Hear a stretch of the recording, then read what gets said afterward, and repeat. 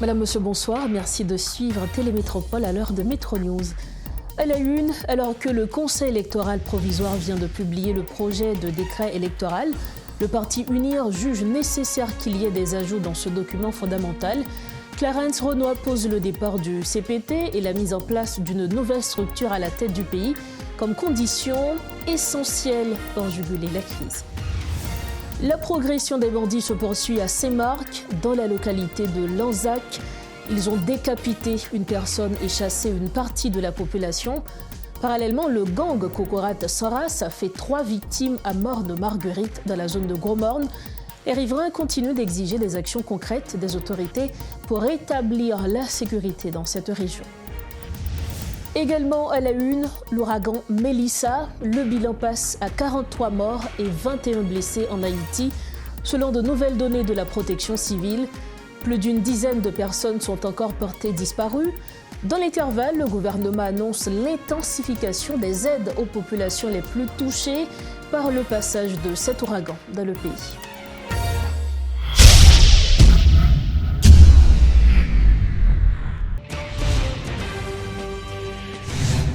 Bienvenue au développement des titres de l'actualité. Le leader du parti UNIR, Clarence Renoy, appelle les membres du Conseil présidentiel de transition à se retirer au plus vite pour faciliter la mise en place d'une nouvelle structure à la tête de l'État. Face à ce chaos, le dirigeant politique juge qu'il est nécessaire que ce soit des Haïtiens qui adressent les problèmes du pays.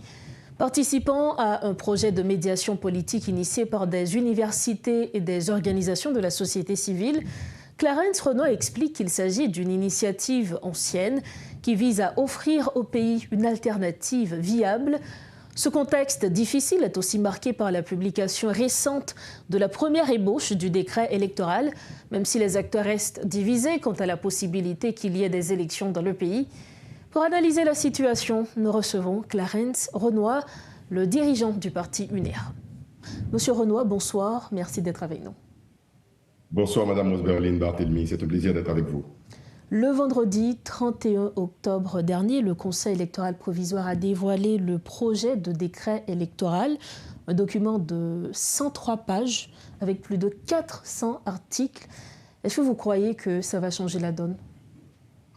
Écoutez, pour entrer directement dans la matière électorale qui concerne le pays, je crois que c'est un exercice normal pour le Conseil électoral de présenter un décret qui dresse le cadre juridique et de la tenue des élections, le cadre organisationnel des élections. Maintenant, est-ce que ça va changer la donne? Non, il y a une donne politique qui est la même et sur laquelle il y a beaucoup d'interrogations, et je dirais même de contestations. C'est la question du Conseil présidentiel de transition. Ça, c'est une première chose. La deuxième chose, Madame Rose Berline, c'est l'environnement sécuritaire.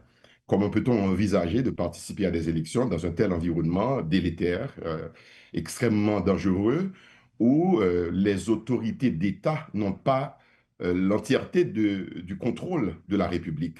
Il y a 3 départements, parmi les plus importants en matière électorale, qui sont occupés, troublés par des gangs. Donc, il va falloir régler tout ça à la fois. Ce n'est pas le décret électoral uniquement qui va permettre d'organiser des élections, mais il y a un cadre politique aussi à dresser parce que le Conseil présidentiel de transition arrive à son terme bientôt. Et aussi, il y a le cadre sécuritaire qui est extrêmement primordial et très important pour la tenue de ces élections. Du mandat du CPT un petit peu plus tard, mais avant, nous savons que le Conseil électoral provisoire a donné une date limite pour les recommandations, les remarques, afin que les partis politiques, les structures de la société civile puissent faire part de leurs remarques. C'est le 10 novembre 2025.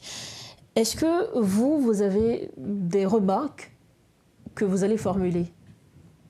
Oui, le parti UNIR s'est mis au travail. Nous sommes de bons élèves dans ce sens. Je parle de démocratiquement. On s'est mis au travail. Donc, on a été curieux de voir le contenu de ce projet de décret électoral. Nous avons déjà commencé à l'étudier avec le support d'un ancien conseiller électoral qui peut nous donner une vue d'intérieur sur la machine électorale, comment elle est mise en place, quelles sont les conditions de travail, etc. Et ensuite, nous sommes en train de discuter entre nous, les membres du parti, pour voir si ce projet de décret contient les éléments qui pourraient attirer la population à aller aux élections. Donc, je peux vous dire très rapidement, sans encore avoir produit un compte-rendu ou un rapport que nous adresserons probablement au Conseil électoral provisoire, je peux vous dire que nous avons noté qu'il y a des manquements assez quand même inquiétants. Il y a des oublis, des silences sur la situation de justice dans le pays. Il y a des personnalités politiques qui sont en contravention avec la communauté internationale, avec les Nations Unies et d'autres pays. Donc, il faut tenir compte de tout cela pour créer un environnement sain, SAIN, pour permettre le déroulement des élections. Mais disons ceci aussi, Madame Osbarthelmy, c'est pas parce qu'il y a un décret, projet de décret électoral, c'est parce que le Conseil électoral demande de produire les remarques au 10 novembre, qui fait que nous avons un calendrier électoral qui sera respecté. Donc, il faut toute une machine pour mettre en place, pour permettre la tenue des élections. Je parle de la machine technique. Or, on en est loin pour le moment. Je crois qu'il faut aller doucement, lentement, mais sûrement, et notamment ne pas précipiter les choses.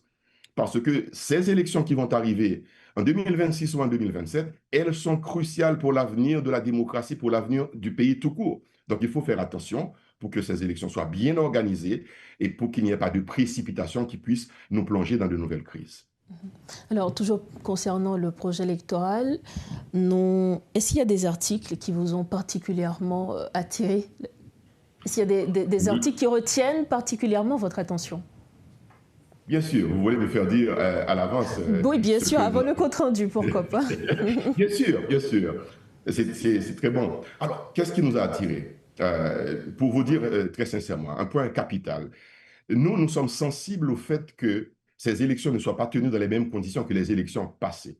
L'environnement de sécurité, ce n'est pas que les gangs, mais les partis politiques qui alimentent la sécurité en incendiant des bureaux de vote parfois, en organisant des ventes d'État contre les bureaux électoraux et contre les électeurs adverses, des partis adverses, ils sont à sanctionner. Donc, il faut prévoir des sanctions pour les partis qui ont cette habitude déjà et qui reviendront probablement avec cette même pratique dans les élections. Ça nous inquiète de voir ça parce que nous sommes à unir un parti pacifique, moderne. Nous voulons faire de la démocratie par les arguments, par les propositions, par le débat avec l'opinion et avec les potentiels compétiteurs en face de nous, mais pas dans une atmosphère de désordre, d'affrontement. Donc, il faut pénaliser, il faut prévoir des pénalités, l'exclusion même, je dirais, jusqu'à l'exclusion des partis politiques qui se verseront dans ces pratiques. Il faut que dans ce décret électoral qui sortira, qu'il y ait clairement ces sanctions prévues. L'utilisation de l'argent sale aussi. C'est vrai que le Conseil électoral a parlé dans son document d'un plafond de dépenses que les partis et les candidats doivent respecter, mais les sources aussi de l'argent qui va entrer dans les élections, il faut surveiller ces sources-là pour savoir qui finance les élections, qui contrôle les élections. Et autre part, je vous l'ai dit aussi tout à l'heure, nous sommes sensibles aussi au fait de savoir qu'est-ce que le Conseil électoral provisoire pense des personnes sanctionnées par la communauté internationale. Est-ce que ces personnes, même s'ils n'ont pas été encore condamnés par un tribunal en Haïti, mais est-ce que ces personnes vont pouvoir entrer dans la course électorale? Donc, autant de questions que nous avons, bien sûr. Parlant du nettoyage, justement, avec les gangs, c'est clair que la sécurité doit être rétablie, mais en pile, mon abdi, ça prend pile temps pour sécurité arriver établie. Dans ce cas, dans qui délai qu'on ça nous pourrons faire élection? Il y a un minimum à faire. Personne ne a demandé pour une sécurité générale, totale, pour tout le monde sortir à 2-3 heures du matin, j'ai arrêté pour le faire longtemps, il y a 5-10 ans. Non, je ne sais pas bien qu'on y a là. Et de toutes les manières, la question de l'insécurité en Haïti ou la sécurité est un problème complexe, soit on prend sur tout angle. Il faut qu'il y ait répression, mais il faut qu'il y ait social tout qui fait pour résoudre le problème population, jeunes qui ne peuvent pas faire rien, mettez dans le travail, par une perspective de vie. Il faut gagner, Madame Barthélemy, justice. Il faut qu'il y ait justice. Si pas de justice pour qu'on ait monde qui a financé gang, monde qui a parrainé gang, monde qui a conseillé gang, donc c'est laver main sur la terre. Donc, il y a un paquet de travail qui vous faites pour une sécurité normale, générale. Cependant, il faut que nous exigions j'allais dire maximum, quelque part, de sécurité pour que le jour où les candidates et les candidats du Parti Union veulent sortir, et les autres, pour aller faire campagne, que au cap circuler dans le pays pour aller faire campagne. Et ce n'est pas un hélicoptère qui va le voler pour faire campagne, ni un avion. Il faut qu'il y ait une rencontre des populations face à face. Ça, c'est son premier bagage. Deuxième, Mme Rose Barthélemy, et le jour des élections, qui peut garantir qu'il n'y aura pas de tuerie dans les rues de Port-au-Prince et ailleurs, dans les départements où les gangs persistent et sont présents? Donc, il faut, à ce moment-là aussi, rassurer les électeurs pour qu'on participation qui légitime l'autorité pour venir. Là, nous insistons là-dessus. Ce n'est pas une question de précipiter faire élection, mais c'est prendre le temps nécessaire pour Haïti, pour que le pays ne va pas retomber dans le même travers, dans le même revers d'instabilité, de contestation, de problèmes infinis. C'est donc sur ces mots que nous refermons cette entrevue. Merci infiniment à vous, Monsieur Renoir. Merci beaucoup, Mme Osbarté. Merci encore. Oui, alors merci. Voilà donc l'analyse du leader du parti Unir, Clarence Renoir. Il est avec nous ce soir à Metro News. Merci de votre fidélité à Metro News. Le ministre délégué auprès du Premier ministre pour les questions électorales, Gratien Jean, doute que l'intégralité des 300 partis politiques inscrits au ministère de la Justice participent aux prochaines élections, même s'il leur reconnaît ce droit. Invité ce mardi à la rubrique Le Point, il a estimé que la législation doit mettre des garde-fous concernant l'attribution des 3 milliards de gourdes qui seront décaissés pour renforcer les partis qui feront le choix de présenter des candidats. Écoutons le ministre Gratien Jean. L'enjeu, c'est l'enjeu du pouvoir en tout ou en partie, et aussi les capacités, je dirais, de mobilisation des électeurs du parti. Il y a la législation haïtienne sur l'organisation, le fonctionnement et le financement des partis politiques. Et cette législation-là est gérée par le ministère de la Justice. Le ministère de la Justice a recensé plus de 300 partis politiques dans sa base de données. Et récemment, le ministre de la Justice, le docteur Patrick Pellissier, avait lancé pour faire ce qu'on appelle un refresh, un update. La personnalité que je représente, quel que soit un groupe, le résultat est là. Je l'avais dit tantôt dans l'émission. Le résultat que nous avons aussi, nous avons tous 0. C'est le moment de faire un 10 collectif. Qu'est-ce qu'une particule de parti? Là, il faudrait que je remonte un petit peu à Paulo Lambara ou encore à Maurice Duverger. Un parti politique, c'est tout un processus. Je veux prendre l'exemple en médecine. Mais un cancer, c'est une particule qui, au fil des temps, s'est développée. Mais la création de partis aussi, c'est comme une particule. Et le parti s'est développé, c'est ce qu'on appelle le développement organisationnel. C'est ce qui explique aussi ce programme de renforcement des capacités des partis politiques. À partir du renforcement des capacités politiques, le parti va s'auto-évaluer, va mener une évaluation pour savoir si c'est le temps, c'est le moment. Est-ce qu'il a toutes les capacités vraiment d'aller aux élections? Mais vous parlez de l'APA, les 3 milliards, que l'on peut considérer comme ça qui va inciter. Mais il faut faire bien attention. Parlons à présent sécurité. Les bandits poursuivent leur progression vers Saint-Marc. Ils ont occupé la localité de Lanzac lundi, où ils ont décapité une personne et chassé une partie de la population. Parallèlement, le gang Kokorat-Saras a fait 3 victimes à Morne-Marguerite dans la zone de Gros-Morne. Autre information, le groupe de réflexion et d'action a organisé ce mardi une messe symbolique à l'intention des victimes des actes de violence et de banditisme dans le pays, notamment les déplacés qui se trouvent dans des sites un peu partout dans la capitale.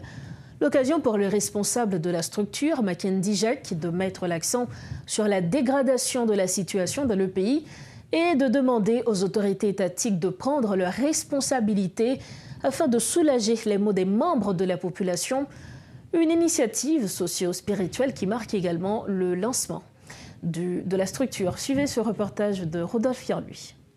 Le groupe de réflexion et d'action a procédé à une messe symbolique à l'intention des victimes des actes de banditisme dans le pays, notamment les déplacés qui se trouvent un peu partout dans la capitale, selon le coordonnateur de cette structure, Mackenzie Jacques. Le groupe de réflexion et d'action est une institution de la société civile autonome, non partisane, qui a pour mission fondamentale de contribuer à la formulation et à la mise en œuvre d'une politique scientifique et technique adaptée aux réalités du peuple haïtien.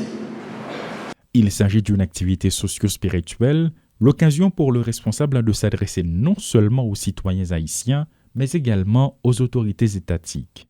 Sont la liberté de penser, l'adhésion aux valeurs fondatrices de la nation, l'allégeance aux valeurs républicaines, l'adoption de l'idée de science et la rigueur méthodologique aux valeurs républicaines, dans le respect de la Constitution et des lois en vigueur.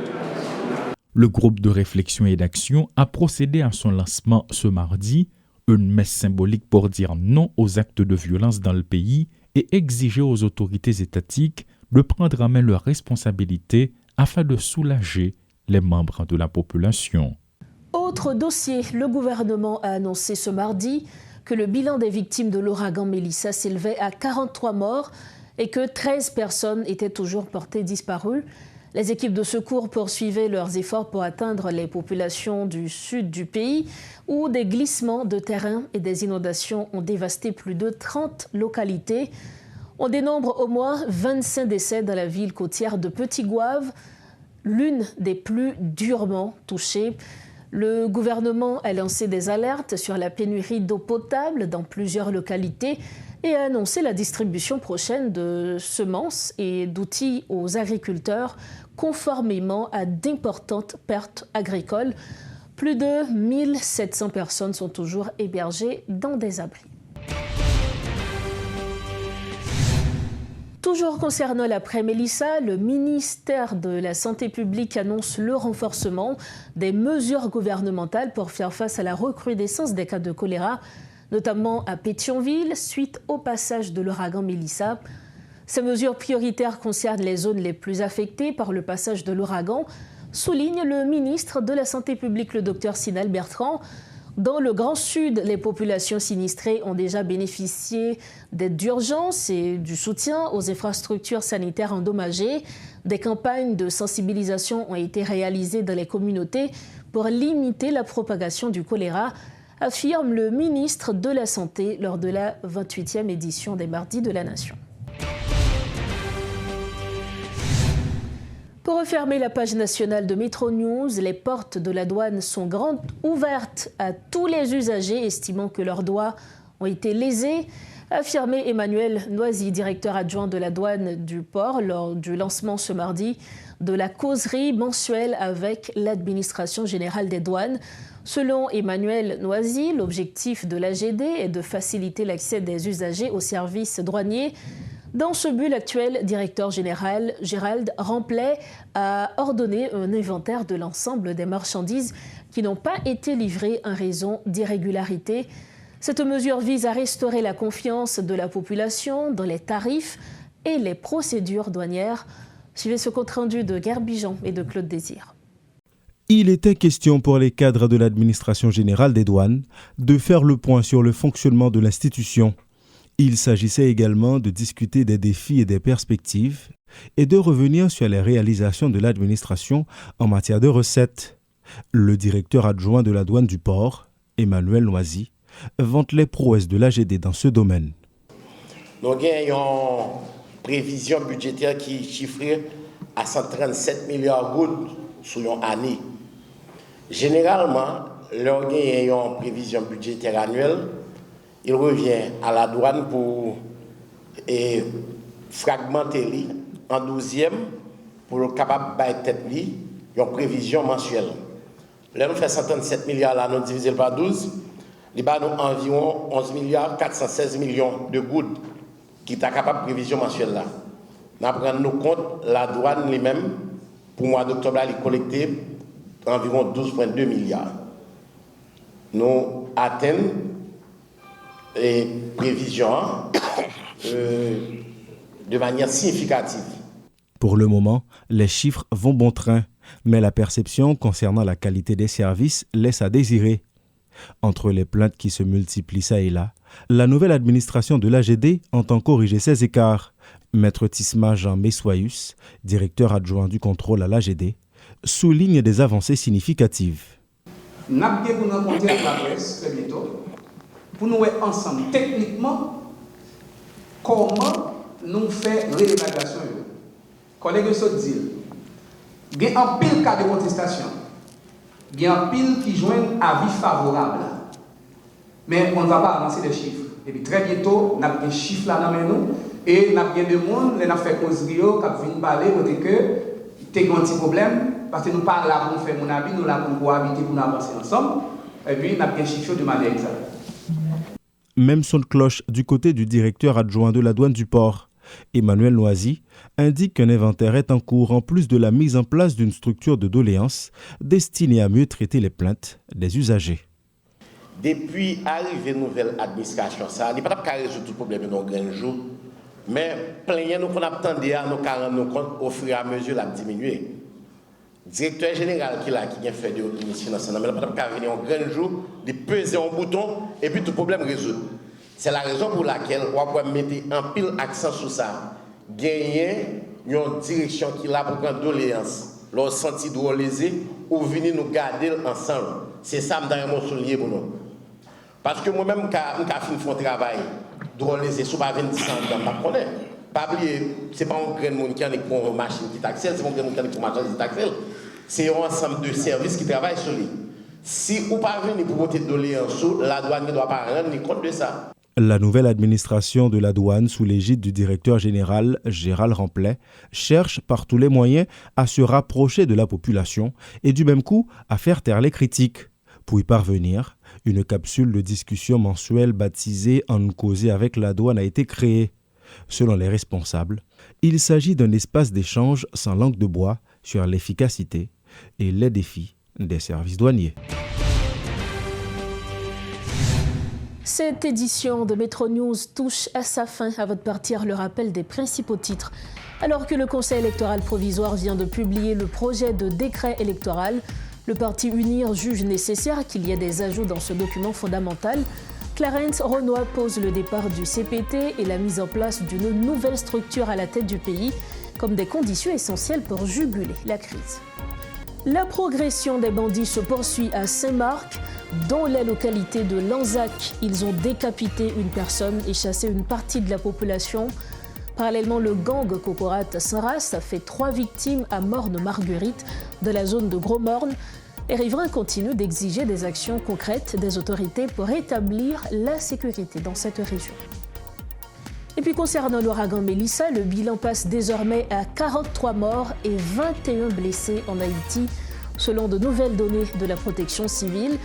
Plus d'une dizaine de personnes sont encore portées disparues. Dans l'intervalle, le gouvernement annonce l'intensification des aides aux populations les plus touchées par le passage de cet ouragan dans le pays. Voilà ce qui referme cette édition de Métro News. Merci infiniment de votre attention et surtout de votre confiance. On se retrouve bientôt. Restez branchés Métropole et prenez soin de vous. Bonsoir.